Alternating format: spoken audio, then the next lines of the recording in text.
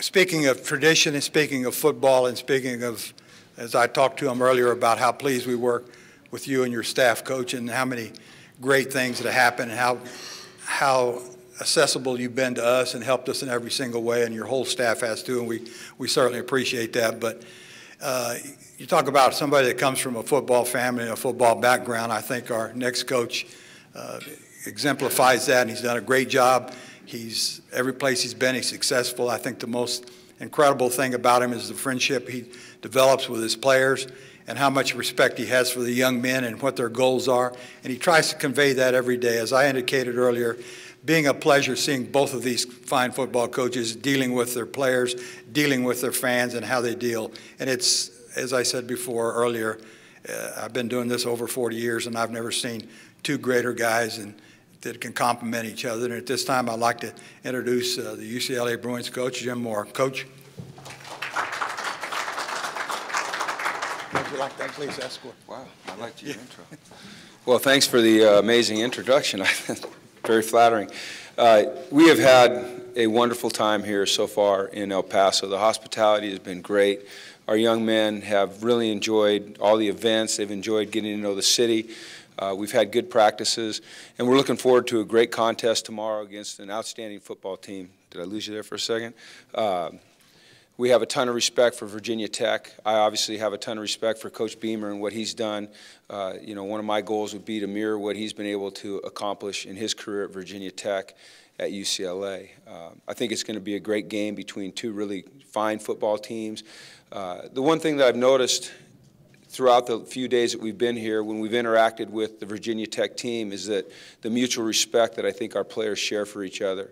I think they've had a lot of fun with each other.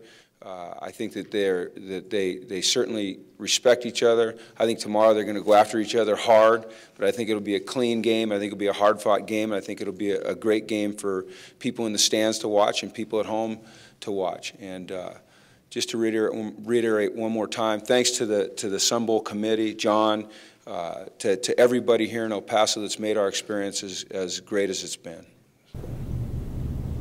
Questions, guys? All your running backs healthy, do you still see Jordan as kind of the guy who will get the majority of the carries, or Paul, is that something you're going to just kind of go with the flow? We'll just go with the flow. Yeah, we'll see how it goes. The Virginia Tech coach is right there, man.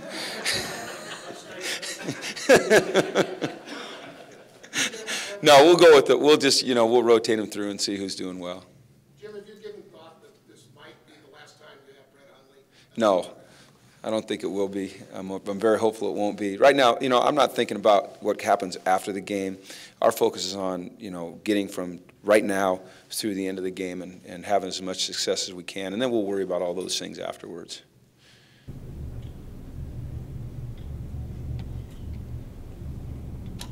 All right. Okay. What to you is the most concerning part about their defense? Is it the front four? Is it the secondary? What concerned you most about? Well, they've got a tremendous front four. They've got a very athletic secondary, but I think it's just the way they play. Disciplined, tough, hard-nosed, physical. They tackle well. They defend the pass well. They rush the passer well.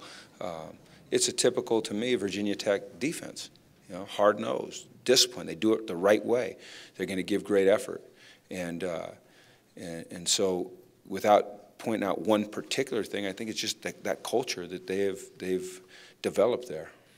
You mentioned the activities you got to do together. That's obviously unusual in college football. You don't do that in the regular season. Do you have to refocus them then after a week of being buddies to change it on game day? Well, I wouldn't necessarily say they're buddies, okay?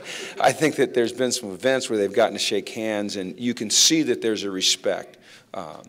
We haven't had any incidents. It's just been, you know, you can tell that there's a mutual respect. So I'm not too worried about them becoming great buddies. I'd love to see them after the game, you know, hopefully develop some friendships. I'm sure there's players on our team that eventually will play with players on their team at the next level. You know, that's not unusual.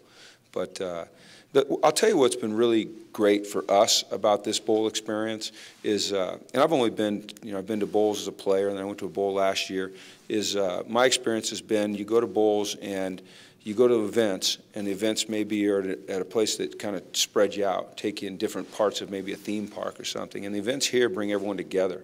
And I've really enjoyed that. And I think our team has really enjoyed that. I know my family has really enjoyed that. And I think that's one of the great things about this bowl is how it brings everyone close together, the events that they've had planned. We've really enjoyed that.